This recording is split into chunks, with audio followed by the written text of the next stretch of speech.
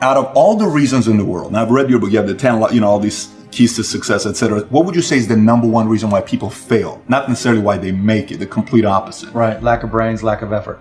Lack of brains, lack of effort. Yeah, they don't do the work. They don't learn, when you walk in the room, when you start a business and you start to talk about somebody, you're never in a vacuum with no competition, unless you're just extremely lucky. And if there's going to be competition, that means somebody else knows your business as well as you do when you get started. And if you walk into a competitive environment and they still know more about the business than you do and more about your customers, you're going to lose. But most people don't consider that. They don't do the work. They don't learn more about their industry.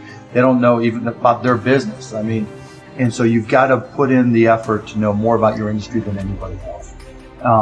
And that's the brains part, and that's the effort part as well. Because look, if you're competing with me, you better know what you're doing. Otherwise, I'm going to kick your ass. And you're not going to outwork me. And so, the combination is usually what kills businesses early on more than. Alluding to it earlier about entrepreneurs being born or built, and I think I knew I was wired to be excited about business. How or why, I don't know, but, and there's certain guys that have the genetics to jump out of the gym, right? There's certain guys, that, when they golf, they have the muscle memory and the discipline. Dirk Nowitzki may not be the most talented guy in the NBA, but his discipline and his focus to do what's necessary to be successful, he's willing to do, and combine it with being 7 feet tall and being skilled, it makes him an amazing basketball player. So it's understanding what your skill set is, finding the right place to use those skills, and then going for it. Will that make you $250,000? It depends if you pick the right industry.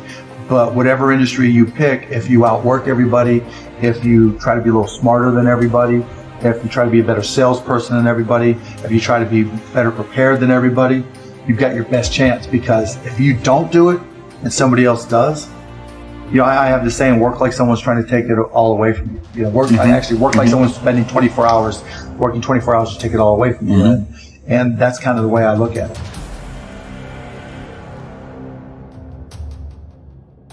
I started my first business when I was 12. I was buying and selling baseball cards, buying and selling stamps. Anything I could do to make money, I was hustling and trying to do. So I was into business, but I not so much where it was all my friends were into it with me, so they wouldn't know.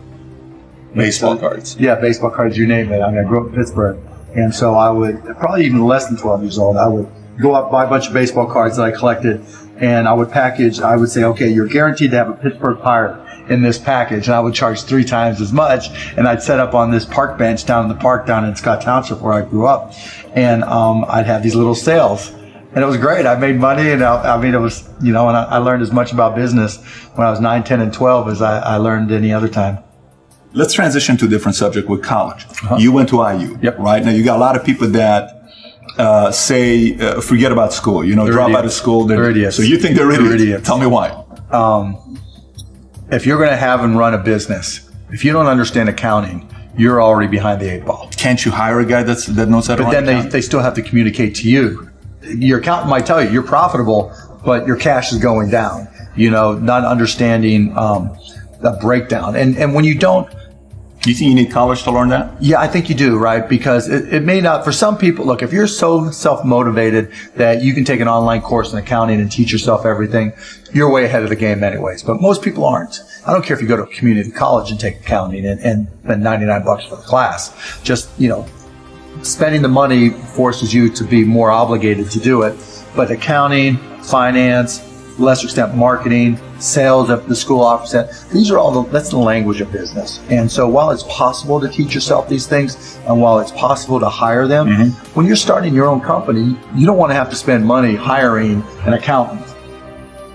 Well, let me take that. If you've gone through all these classes, you don't have to hire a lawyer to incorporate, right? You can probably figure it out yourself. And so your cost of opening up a business drops. But even more important than all that's the blocking and tackling. That's the language of business. The thing I learned at Indiana that was more important than anything else, I learned how to learn. And learning became far more important to me, because the one certainty in business is that it's always going to be changing.